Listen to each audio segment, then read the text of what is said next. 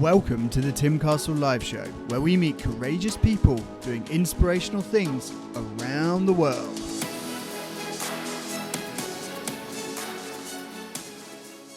All right, I want to welcome you to a series myself and Chris Jarvis, author of Be The Giraffe, have put together for your listening pleasure. And I think there's just so many moments of gold packed into this, moments that will transform you. I've broken them into sessions of 20 minutes so that you can get maximum value. If you're on a walk, on a run, on the way to work, on a commute, on a bus, on a train, on a plane, wherever you are, just take this 20 minutes and absorb these lessons. Be the Giraffe is phenomenal. It's a book that touched my soul, and I believe it will touch yours. It will transform you. It will change how you approach that stress, that overwhelm, and actually just living a better life. And being able to do it across all verticals, across wealth, health, fun, happiness. Chris has the Wild Factor. And that's also a tool that you can go to chrisjarvis.me/wild factor to download. So I recommend you do that.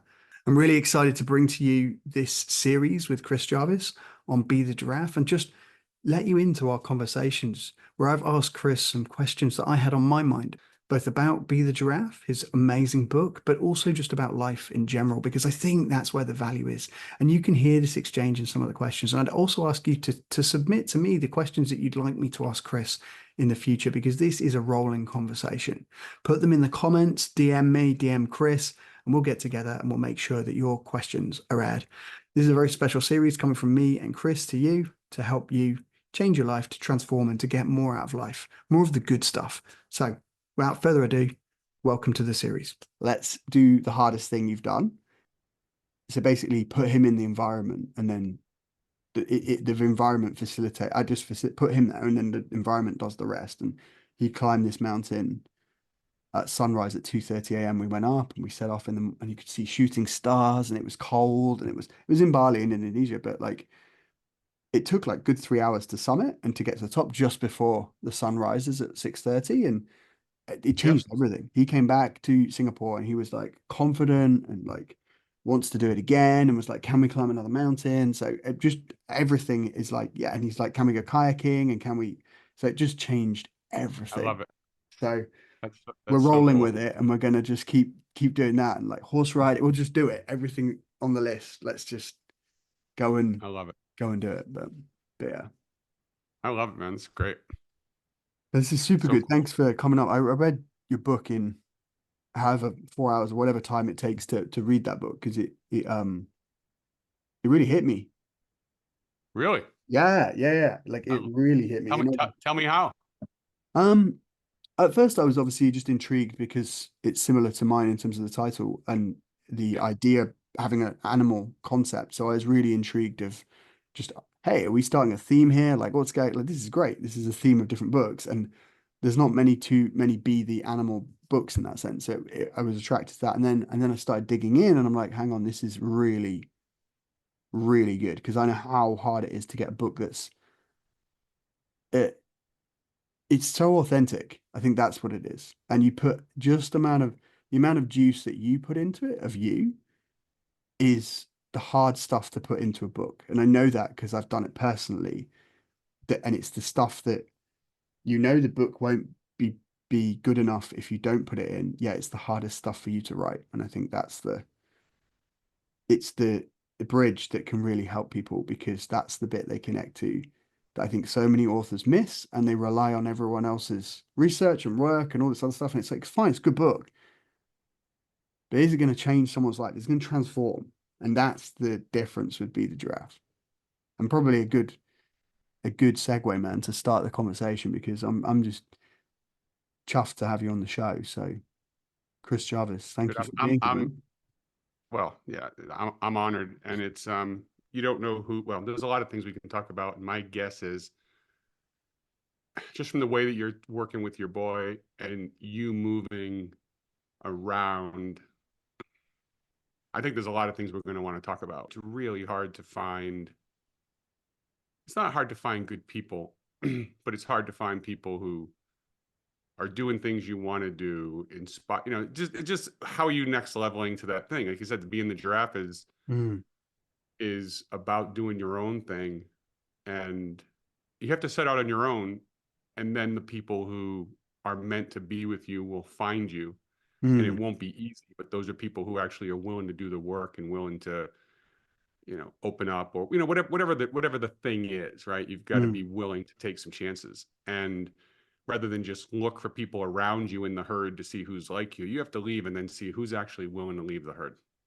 And then, or you leave the herd and then you find people who've already left. Like, you're already living the life that I want to live, in the sense that I've always wanted to go away, but I had mm. parent issues or health people or responsibilities, or so I felt this tethering that is like, okay, so here's a guy I got to talk to because you just picked up and went. I was like, all right, I fucking dig that. I mean, I want to hear what you thought about the book, because if there's something there, let's riff on that. I want to see how many lives it can change with this one. So, Yeah. the And that authenticity read, is 100% true. yeah, and we can get into it, but that's the piece that spoke to me, and I could see that. I could feel like it's not often a book stops you and go, I see what this guy's doing, and he's actually doing it. Like it's working, and it's working on me. And I'm like I woke up, I think 4:30 one day, just went out for a walk and put your book on. It was like, this is a good time. It's quiet. I'm gonna go out for a walk. And I kept walking and I kept walking and I kept walking. I was like, I nearly finished the book. And I'm going to finish it today. I think I did it in one day, right? Like, but like it was just like then I was like, I need to talk to this guy. This is something here. Um, and like you say, the spirit of collaboration and yeah, just I like this. I like this groove because that's what this Be the Lion concept was about. It was about again. I was right.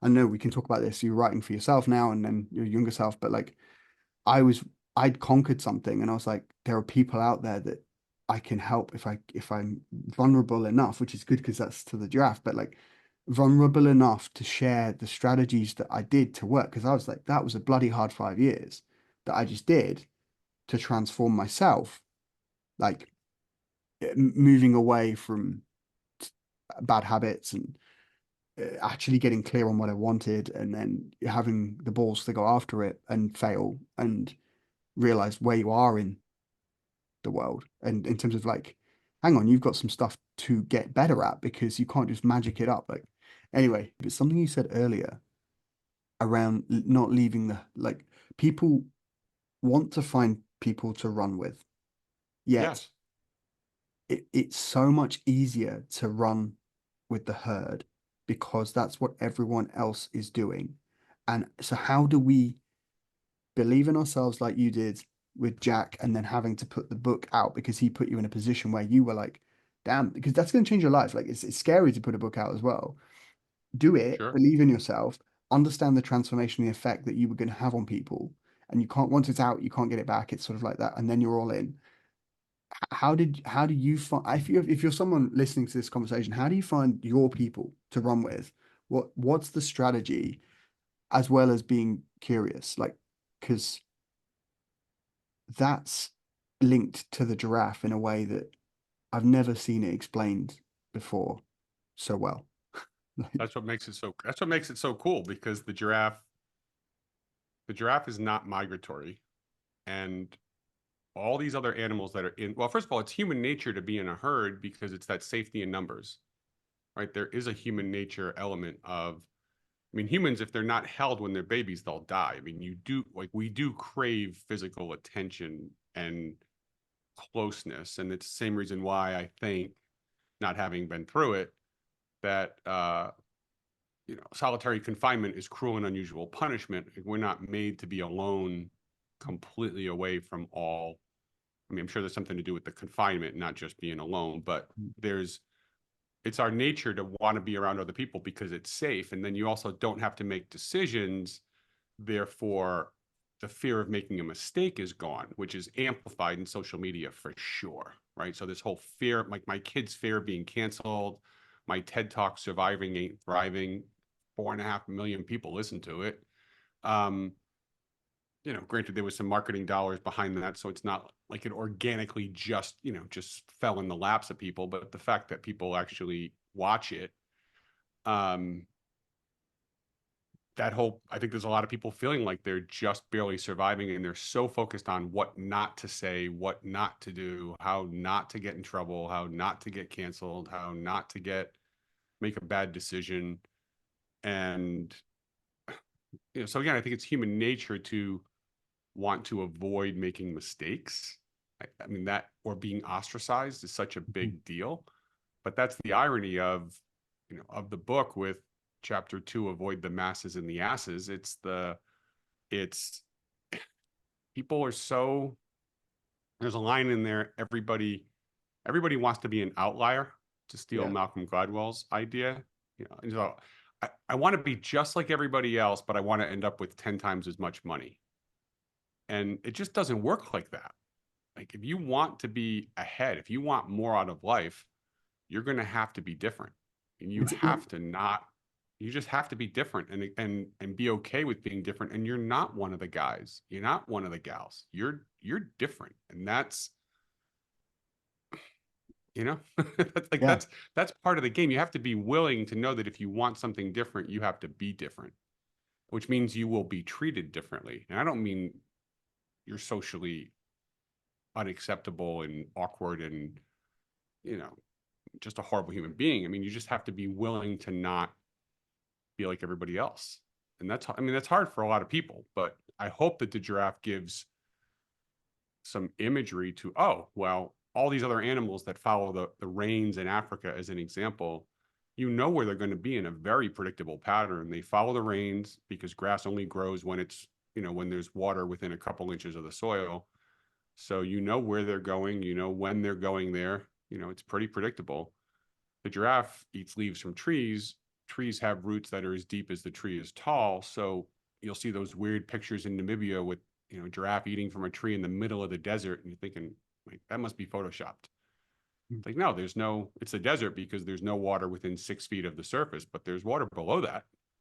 We Mm. just can't get it. So there's no grass. So truly, if you want to go somewhere where other people aren't, not from an isolation standpoint, but from an accomplishment standpoint, from a Mm. fulfillment standpoint, from a motivation or an impactful standpoint, you need to do something.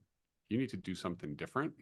And I don't know, I get that lesson early as a kid, and was always willing to be the guy who was different and standing out, and that for whatever reason.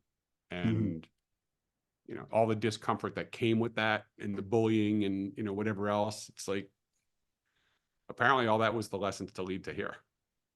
And And I that's, love you say about like in the book, it's for business. If you want to go to a conference and see what not to do, go to the conference and see what people are going to do, and then just don't copy it. Do something much more crazy, something like sorry, you were saying about your childhood and how it kind of led you to be able to be okay being different, and that's an advantage. yeah, it didn't seem like it. Like fifth and sixth grade, parents are divorced, oldest kid. I'm assuming it, you assume it's your fault in some way. A lot of people go through that stuff. That's not a unique thing. But it certainly wasn't an advantage as I'm running home in fifth and sixth grade, trying not to get beat up for the 200th day in a row. Like this, there's Mm, no way. I wasn't going, this is really going to be a great, like, this is gonna be a great story someday. It was like, I want to not get my ass kicked today. Like, is like, this is horrible. I feel terrible. Like, it was really shitty. There was yeah. nothing good about it at the time. In retrospect, I look, I've learned to look back at everything in the past and say, I assume that has helped me, because looking back at it with negative energy doesn't do anything. So, um, I've heard you but say that that's gifts, right? When things bad happen, like, and you had a period of what you would consider a lot of difficult things, challenging things happening before Be the yeah, Giraffe. But like yeah, it's gifts. there was a 3 or 4 year period that was, yeah, there were two of them in my life where it just seemed like, I just kept doubling down, and it just kept getting worse. And so that was like, oh shit, like, is this how people become homeless? Like, there were a couple times in my life where it's like, wow, like, what?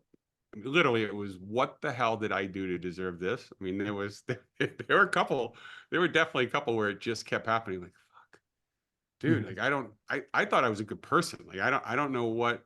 or I was desperate to find somebody to do a past life regression so I could at least enjoy what I did in a previous life to deserve, this one. There were some Right. moments where I thought about that. But yeah, that's, these things all did give us, um, well, I'll step back. I had a really great conversation with my youngest sister. She's 5 years younger. And I can remember after our middle sister died, and she was in her 40s, transgender, had some mental illness. It was really hard when she died. And that was a time like I got kicked out of a company I sold, had to go to court to start getting which took 4 years and $750,000 US to try and recoup the money. Back surgery, Achilles surgery, dad diagnosed with terminal cancer, sister dying. I mean, there was a stretch of a bunch of things that strung together. But there was that moment of, here I am, 6'2", 3" white guy, Mensa IQ, personable, athletic. Mm. Um, was apparently given a lot of gifts. And my sister, who's only 18 months younger, had a very different life. That there was a ton of survivor guilt Mm. of, I'm supposed to do something with this, Hmm. and I chased it, and really was quite um, hard on myself for not finding how to make other people's lives better, and truly felt like it was a crusade I was on to change the world. That I needed to do this, and it was my responsibility, Mm. which was way too much weight to put on myself. And I can remember my sister Jen asking me if I created my gifts for myself, and if all these gifts I had were things that I basically built and created in the, Dr. Frankenstein, right? Like I made myself. Yeah. I said, no, of course I didn't. These were given to me, God, universe, power, divine, whatever it is. It's like, no, these are gifts that I was given. She said, well, why, if the gifts were given to you, why do you think that this is some crazy puzzle for you to solve, to figure out where you have to use them? If the gifts were given to you, shouldn't you think that the opportunities to use them will also present themselves? Man, It's like, oh, that's younger sister for the win. Like yeah. that really helped. I mean, that was a big help. And so I just started becoming more aware and just trying to be observant and not try and force things so much. And that's the giraffe idea and the image. And I went from trying to be the smartest person on stage, um, Right. to wow everybody with my intellect, which made me completely unrelatable. Like it could be Mhm. funny, but people be afraid to talk to me because they're thinking, well, you work with all these billionaires and you've written all these books and you've done all this stuff, and good God, you'd never want to have me in your presence. And I thought that's exactly the opposite. Right. So I went You're to trying to be more, yeah, I tried to be more vulnerable and thought, this is the secret, is not in your head, it's in your heart. And that was a huge shift for somebody who had always used his head to overcome all the shit that life threw at me. I just find a way to think through it and strategize through it. So it was like my strength finder changed dramatically, my my presentations, my discussions, my yeah, I mean there's something into that, leaning into who who are you and what have you been through? Not in a sad woe is me, you should feel bad for me thing, but more in a, yeah, we all have stuff, and here's some of mine, and I'm happy to share it, and I hope that it rings true to somebody. And I'm getting feedback in this book from people telling me, I felt like this book was given to me, and I was in that mm. moment, and I was sitting at home with the gun in my mouth, and I thought about something, and this, you captured the feeling at that moment. And it's like, oh dude, if that's what this does, then That's okay. massive. It is massive, and Yeah. I think people can take that from anything, because a lot of people listening to this are entrepreneurs, right? And they want to connect ultimately, but when they get in the room and they've got an opportunity and they're in with a big bank or a big opportunities in front of them, and they need that. I think they think it's all about the impressive stats, and that's what's going to woo people over, and what have I done, and who else are we working with, and the message that you share, and I had a personal experience with your book when I was reading it. That's why so passionate about Be the Giraffe, not only for the connection I think it has on another level, but it just, and we'll get into that in a minute, but this is something to grab onto, is that it's not about you being a victim. That it's nothing to do with that, but it's about being human and uniquely you.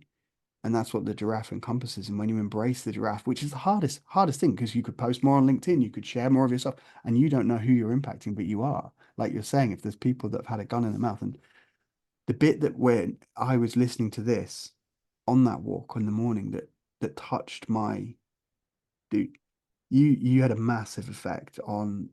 So my mum passed away when I was 20, very young, and it was very quick and very unexpected.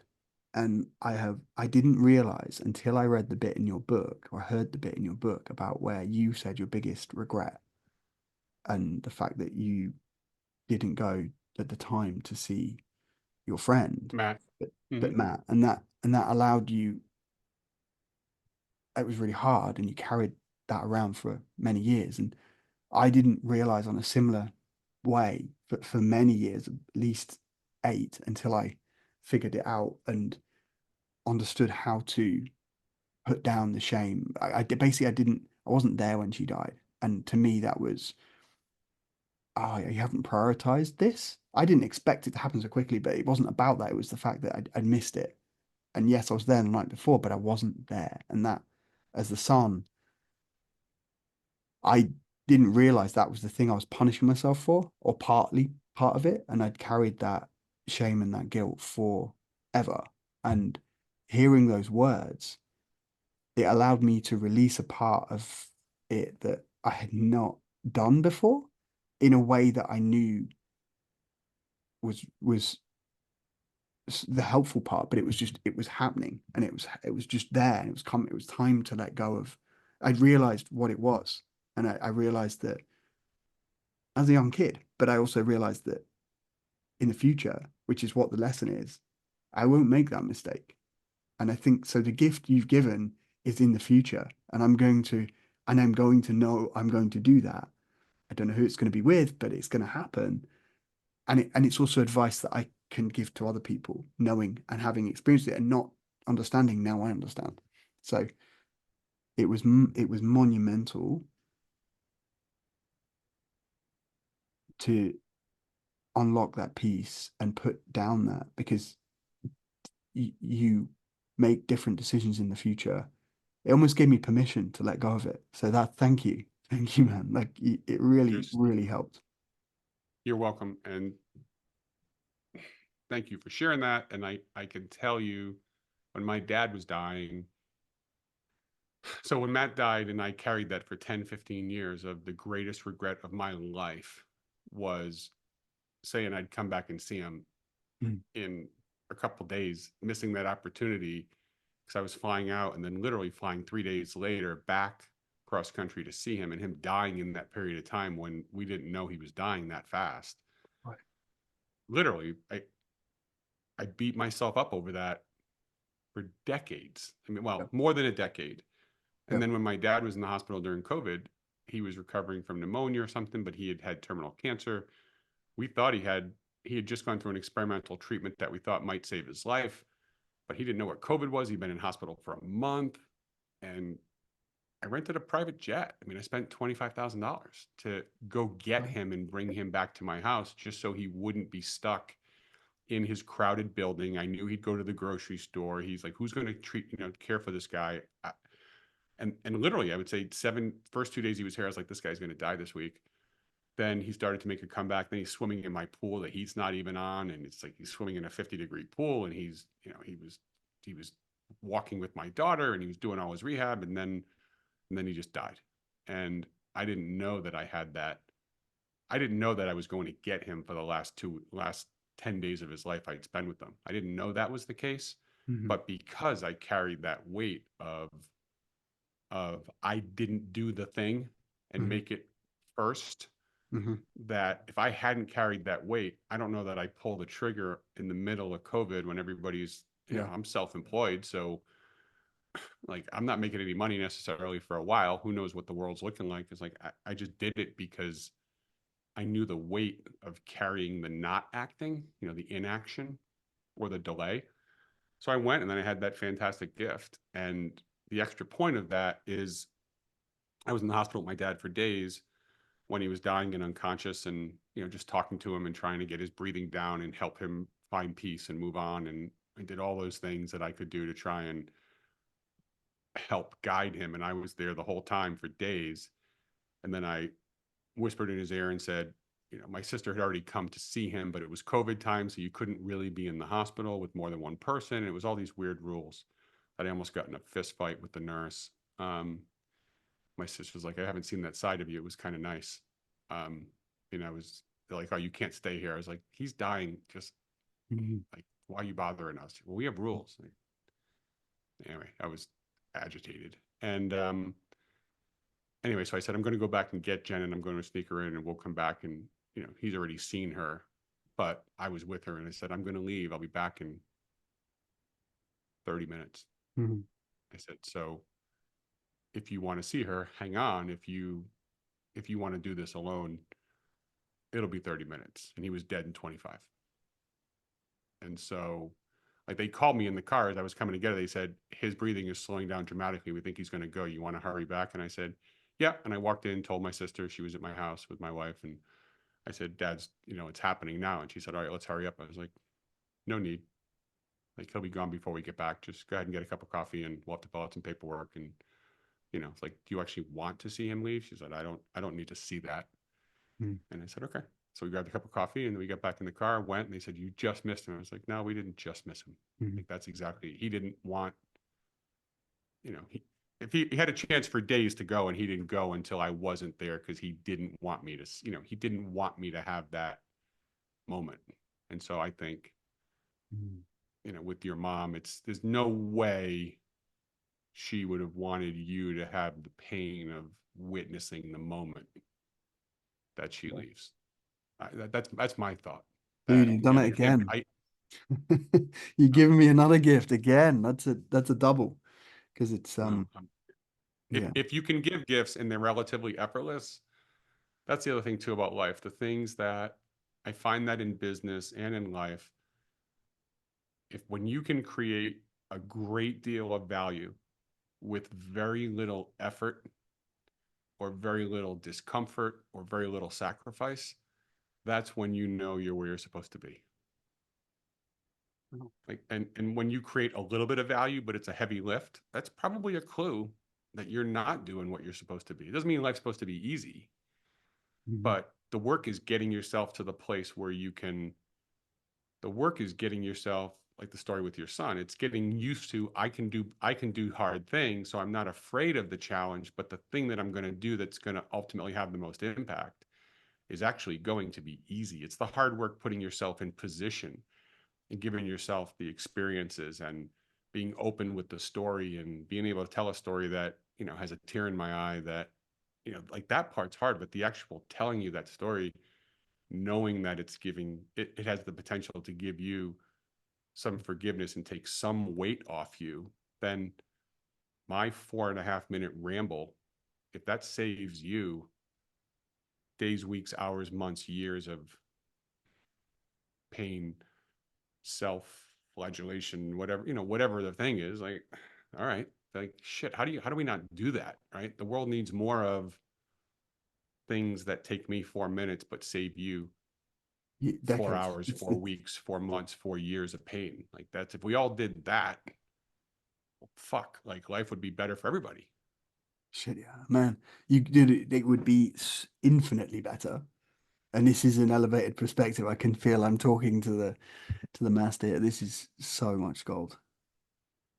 Yeah, Yeah, I it's mean, this book came beautiful. to me for that reason, and it's I truly have no economic Mm, um yeah, the book it might be that, and courses and events. Like, we'll do things, but the reason for those things is not, I know how to make money. It's not exploiting a giraffe thing. I mean, if people end up wanting to buy giraffe merch, and if that helps inspire people, it's because it inspires people. I don't care. Like, this message is just one that has to happen. So I kind of look at all the giraffe money books are books about what I do. mhm, The Be the Giraffe book is about who I am, mhm. which is the I would talk about this with anybody. I'm not minimizing the fact that I came on. I'm very grateful to be here with you, and I think we're going to, develop a really interesting friendship for a while, Mm. for a long time. And but this, I can get up. I mean, I did get up early in the morning, but this is uh this is just something that it just effortlessly comes. This conversation Mm. about somebody just pick a chapter and say go, or why the Mm. giraffe. Yeah, I'm happy to go Can down riff that on it. road every time because I feel like this is the life purpose of I found the metaphor that works. And even that, people say, how do you see connections in business? You alluded to earlier the whole thing of don't do what other people are doing. I can remember being on stage with a bunch of young people at an insurance conference, and I asked how many people came here to, to find a new idea on what to do, and they all raised their hands. And I said, yeah, don't fucking do that. Mm. That's a terrible idea. You look around the room, you're just looking for people to chase. Like that doesn't, they already have a head start in doing the thing that they do. And now the best you can do is hope to catch up to them. You're never going to be a leader. So you should look to see what they do and figure out how can I do that, accomplish that thing better. So if you're in insurance, go to a food and beverage conference, go to an industry conference, go to Comic-Con, go Mm. to the, you know, adult video awards. I don't care. Like go to something that's so different Yeah. and see how other people do things and borrow those ideas. And I had a great mentor who, taught me that. Look for borrow ideas from other industries and other people and then bring it to your industry. And that's how you can leapfrog all those other people. Don't just do what Steve, who's been doing this 20 years longer, does, because the best you can hope to do is live in the shadow of Steve, no matter how great Steve may be. Like if you want to be way out on the periphery, you got to do things way differently. And that's, you know, that's that's the story is you got to look at. So the reason why I see things differently is my parents got divorced, like I said, and then I went through the years of getting beatings every day, new school, new kid, afraid to tell my parents because I'm embarrassed that, I'm getting beat up by boys and girls. It was just fucking terrible. But I tried so hard for years to put my parents on the same page and not necessarily maybe try to get them back together, but just not be upset, not be different. So proof by exhaustion, to lean into my math background, I tried so hard to connect the two most important things in my life were the two people who would die for me, right? Your parents as a kid, Mm. that I tried so hard to bring them together. So I just tried to find all the creative ways to try doing well, try getting in trouble, try, Right. I went through all the iterations of that. So I developed because of they're not together, this is killing me. As a kid, I learned to try to connect things, and maybe I didn't learn that, but because I worked so hard, now I see connections really easily between things. So, it's a combination of the math brain with the right left hemispheres both working pretty well. But I mean, there's a gift, but there's also an experience. And then Mm. those things together are like, all right, well, there's the magic of whatever it is. And that's a wrap. Thank you for sharing and rating this show. It helps us reach more people and spread the message. That message is the believe it as possible message. I want you to believe in you, believe in the situation, and believe in your bigger life. That's why I created the School of Success. It's a selection of short courses that can help boost your skill acquisition in negotiation, sales, and self-transformation. This is where it's at, and I want you to win. I want you to build your empire, the empire of you, and become more. So if you're looking to know how to deal with difficult people, to negotiate at an expert level, to sell, and to become more yourself, to develop your mindset, your confidence, to be able to then think about how to elevate your business, this might be for you. So head on over to the School of Success and look at the links in the show notes and get on over there and check out the short courses that we have for you.